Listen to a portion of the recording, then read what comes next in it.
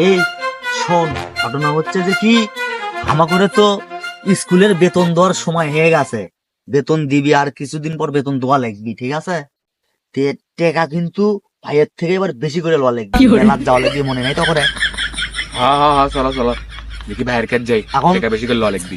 তোরা যান কোনো কথা কইস না, বুঝছো? আমি ভাইয়ক যা কর আমি কমু, তোরা খালি ঠিক আছে। শুনবো। আচ্ছা তো ভাই বাড়িতে আছে? ভাই ভাই ও ভাই,